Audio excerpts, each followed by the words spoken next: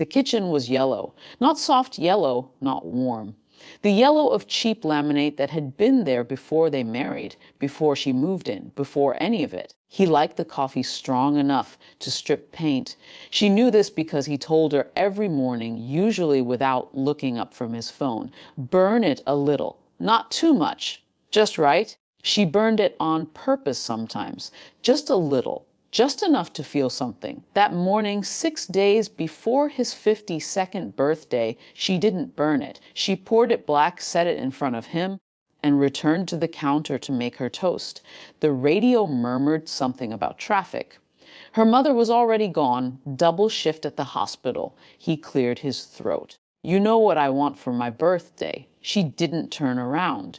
The butter knife scraped across the bread. I want you to think about someone else for once. Maybe try being useful. Or just, he paused, and she heard him take a sip.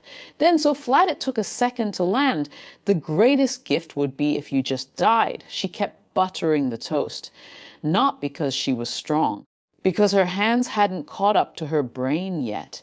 By the time the words fully arrived, he'd already moved on scrolling, drinking his coffee, done with her for the day. She ate the toast. She washed the plate. She went to school. Something in her chest had already stopped arguing. For 3 days, she moved through rooms like a person who'd forgotten something but couldn't name what. She did her homework. She made dinner twice. She watched him watch television from the recliner he wasn't supposed to eat in. Her mother kissed his forehead coming home. Her mother kissed hers too, distracted, tired. On the third night, she texted Maya, your dad still do that lawyer stuff. Maya's response took 12 minutes. Yeah, why? She typed, just wondering, and then deleted it. Then, can I talk to him? Then, not about anything bad, just something. Maya oak weird, but okay. The lawyer's name was Dennis. He had soft hands in an office above a bakery. He listened without changing his face. She'd brought nothing except her phone and the ability to say the words out loud. He said he wants me to die, like a birthday present. Like it's nothing. Dennis asked if she had texts. She showed him 3 years of them, the ones that sounded like concern if you squinted, but weren't. The ones about her weight, her attitude, her mother's exhaustion that was definitely her fault. He asked if there was more. She remembered the recording. Her thumb had done it automatically that morning, pressed record in her pocket while he talked, while she buttered toast. She'd forgotten until now. She played it in Dennis's office, the sound of coffee being poured, the scrape of the mug, his voice asking if she'd heard him. On the recording, she said nothing. Dennis nodded. This is enough for a protection order. Possibly more. Do you want more? She didn't know what more meant.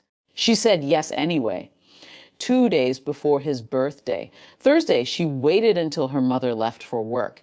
Then she waited until he was in the recliner, mid-afternoon, some golf thing on the television.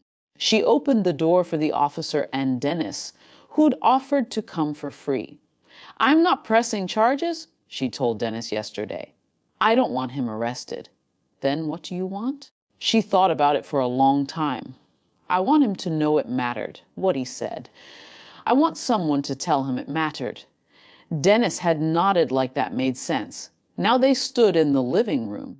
The officer was young, maybe 25, and uncomfortable in the way people are when they've walked into something they can't fix with procedure.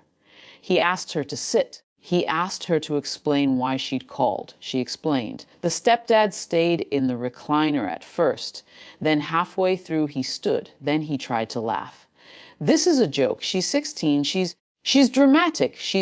The officer held up a hand. Sir, please sit down. He didn't sit. The officer's partner, older, moved slightly. The stepdad sat. Dennis handed over the folder. Text printed chronologically. The recording on a cheap USB stick. A statement she'd written that morning in careful handwriting, the words coming out cleaner than they ever had in her head. The officer read, listened to the recording through earbuds, nodded. Then he explained loudly enough for the neighbors, because the window was open, because the walls were thin, because this was a Thursday and people were home, what a protective order meant, what the text demonstrated, what the recording proved, that charges could still be filed if she wanted. That his presence here today was a courtesy before that happened. The stepdad's face did something. She'd seen him angry. She'd seen him cold. She'd seen him play nice when her mother was watching. She'd never seen him small. She'd never seen him realize that the person in the room with the least power was him. He looked at her. She looked back. Nothing on her face. Not triumph. Not relief. Just the same expression she'd worn while buttering toast, while the words landed and she kept breathing anyway. He packed a bag. The officer waited. Dennis stayed beside her.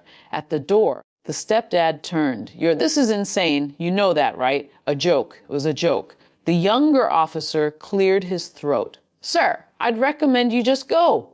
He went. Her mother came home to an empty house and a folded note on the kitchen table. 2 paragraphs. Facts only. I'm at Maya's, I'm okay. Call me when you've read this twice. On his birthday, she made herself eggs, sat at the same table. The yellow laminate caught the morning light. She ate slowly, listening to nothing but her own breathing. He'd be back in 3 days.